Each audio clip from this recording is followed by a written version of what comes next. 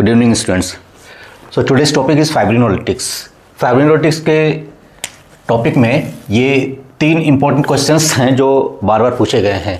जैसे what are fibrinolytics, give examples, ये 2024-25 में पूछा गया। फिर सेम ईयर में क्लासीफाई फाइब्रिनोलाइटिक्स का भी एक क्वेश्चन पूछा गया है। Then mechanism of action and use of streptokinase, जो फाइब्रिनोलाइटिक सिस्टम का एक इंपॉर्टेंट ड्रग है, ये पूछा गया 2022-23 में। तो देखिए इस तीनों क्वेश्चन को कंपाइल करके हम किस तरीके से लिख सकते हैं। तो इसमें एक तो आप ये स्कीमेटिक डायग्राम दीजिएगा। इस स्कीमेटिक डायग्राम में जो हमारा बॉडी का नेचुरल फाइब्रिनोलाइटिक सिस्टम है वो दिखाया गया है और हमारे ड्रग्स कहाँ पर एक्ट करेंगे वो बताया गया है।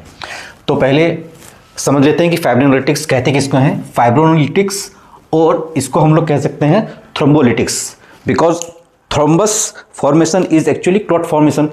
तो क्लॉट जो बनता है उसको तोड़ा जाता है। तो ये डे टू डे लाइफ में हमारे बॉडी के अंदर एक नेचुरल सिस्टम है जो अवेलेबल होता है, और जो क्लॉट्स बनते हैं उन क्लॉट्स को नेचुरली हमारी बॉडी में जो ये फाइब्रिनोलाइटिक सिस्टम है वो तोड़ देती है।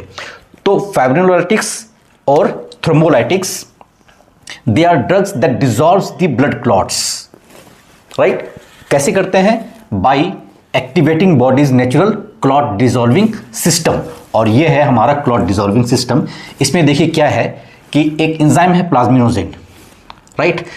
ये इनएक्टिव फॉर्म में है हमारे ब्लड में, और जब ये कन्वर्ट होगा अपने एक्टिव फॉर्म में in presence of tissue plasminogen activator, right, and then plasmin act on fibrin clots. जो भी बॉडी में फाइब्रिन क्लॉट्स बनते हैं तो active plasmin acts on those clots और उन क्लॉट्स को डिसॉल्व कर देते हैं, क्लॉट्स को ब्रेक डाउन कर देते हैं। तो क्लॉट ब्रेक डाउन के बाद जो उसके डिग्रेडेशन प्रोडक्ट्स बनते हैं वो डिसॉल्व हो जाते हैं ब्लड में और उनको एक्सक्रीट आउट कर दिया जाता है। तो ये सिस्टम है क्लॉट को ब्रेक डाउन करने का सिस्टम।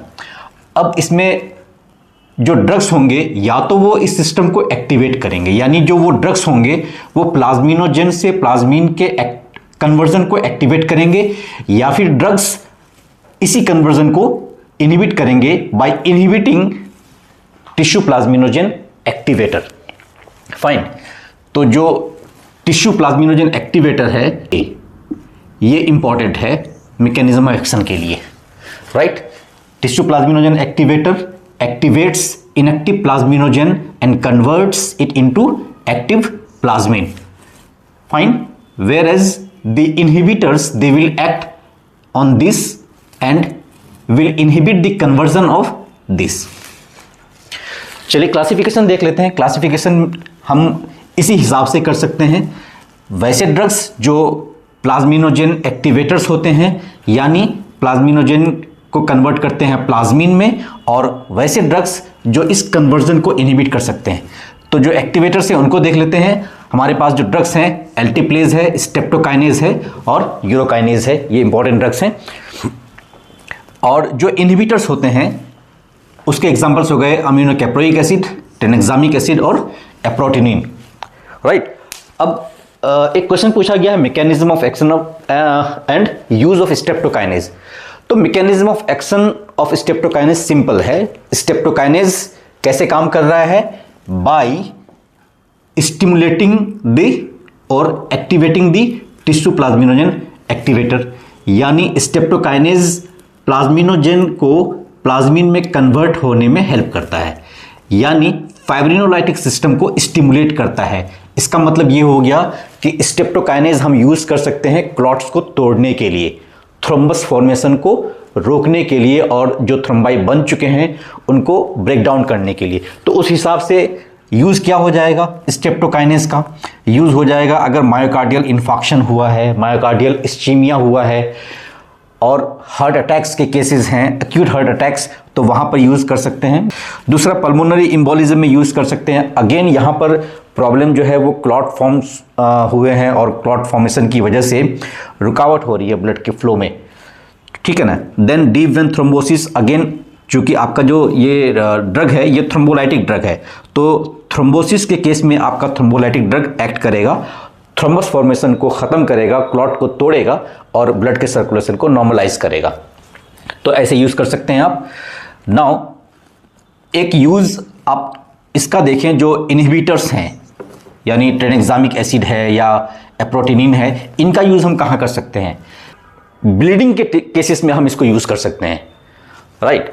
तो अगर प्रोलॉन्ग्ड मेंस्ट्रुअल ब्लीडिंग हो रही है, जिसको मेनोरेजिया कहते हैं, मेंस्ट्रुएशन में bleeding more than 7 days, more than 8 days हो रहा है और भी ज़्यादा दिन तक हो रहा है, तो वहाँ पर ये ड्रग्स सजेस्ट किए जा सकते हैं इन केस ऑफ मेनोरेजिया। तो ये ड्रग्स क्या करते हैं कि आपका जो ये फाइब्रिनोलाइटिक सिस्टम है इसको इनहिबिट करते हैं, जिससे कि आपका जो ब्लीडिंग टेंडेंसी है वो रुके।